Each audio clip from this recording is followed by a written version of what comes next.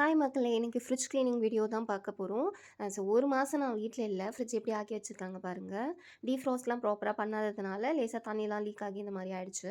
எனக்கு தெரிஞ்ச குட்டி குட்டி டிப்ஸும் நான் ஷேர் பண்றேன். உங்களுக்கு யூஸ்ஃபுல்லா இருக்கும். மோஸ்ட்லி ஃப்ரிட்ஜ் கிளீனிங் வெஜிடபிள்ஸ், ஃப்ரூட்ஸ்லாம் கம்மியா இருக்க டைம்ல பண்ணலாம். நமக்கும் ஈஸியா இருக்கும். ப்ளஸ் பொருளும் வீணாகாது. ஸோ அடுத்த முக்கியமான விஷயம் பார்த்தீங்கன்னா, ஃப்ரீசர்ல வந்துட்டு ஐஸ்லாம் எப்படி ஃபார்ம் ஆயிருக்குன்றத செக் பண்ணிக்கோங்க.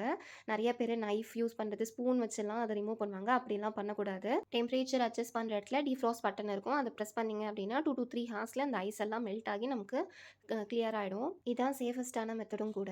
எப்பவுமே ஃப்ரிட்ஜ் மூவ் பண்றதாகட்டும், இல்ல கிளீன் பண்றதாகட்டும், 1/2 அன் ஹவருக்கு முன்னாடியே ஸ்விட்ச் ஆஃப் பண்ணி வச்சிரணும். ஸோ தட் கூலிங் கேஸ் வந்து செட்டில் ஆயிடும், டிஸ்டர்ப் ஆகாது. ஸோ ரொம்ப லைஃப் வரும் நமக்கு. அடுத்து நான் ஃப்ரிட்ஜ்ல இருக்க எல்லா ட்ரேஸுமே எடுத்து நல்லா வாஷ் பண்ணி ஃபேன்ல காய வச்சுட்டேன். ஃப்ரிட்ஜ் இன்டீரியர் கிளீன் பண்ண ஸ்டார்ட் பண்ணிடலாம். காடா துணின்னு சொல்லுவாங்க. இந்த மாதிரி ஒயிட் கலர்ல இருக்கும். அதை நல்லா தண்ணியில நனைச்சு 2 முறை நல்லா ஃப்ரிட்ஜை சுத்தமாக க்ளீன் பண்ணி எடுத்துக்கலாம். அதுக்கப்புறம் ட்ரையாக இருக்கிற கிளாத் எடுத்து ஃப்ரிட்ஜில் இருக்கிற ஈரம் எல்லாத்தையுமே சுத்தமாக தொடச்சி எடுத்துப்போம்.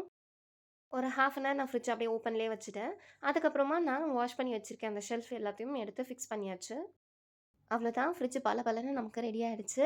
இந்த வீடியோ உங்களுக்கு பிடிச்சிருந்தா நம்ம சேனலை சப்ஸ்கிரைப் பண்ணி வச்சுக்கோங்க. இன்னொரு நாள் இன்னொரு நல்ல கண்டென்ட்ல உங்க எல்லாரும் மீட் பண்ணுறேன். Stay tuned on Mano's diary. Bye.